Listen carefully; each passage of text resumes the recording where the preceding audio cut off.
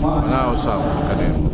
Ang santos ng Ebanghelyo, sumalang ni San Mateo. Tumayaw ikaw. O Ginoo.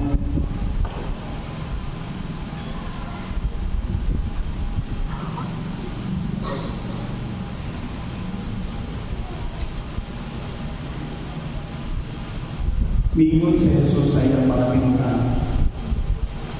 Tungod kay sama sa mga adlaw ni Noe, mausap ang pag-abot sa anak sa tao.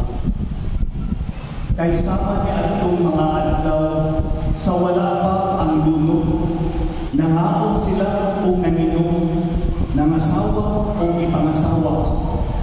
Hangtod sa adlaw kanusta, misulod si Noe sa arka.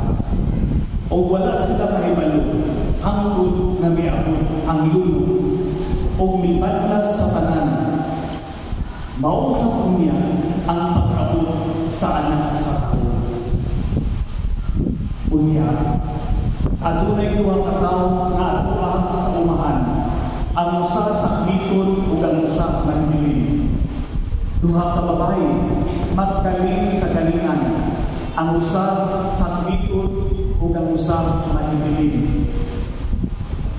Usa pagtukaw kamo, kay wala kamo mahibalo sa adlaw maabot ang inyong Ginoo.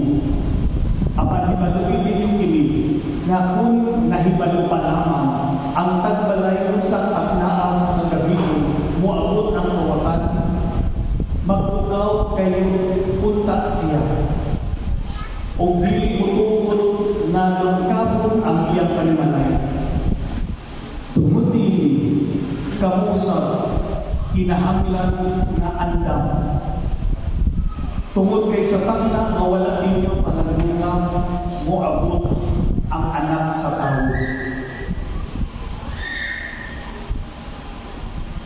Ang Ebanghelyo sa Ginoo. Dayon ikaw, Kristo.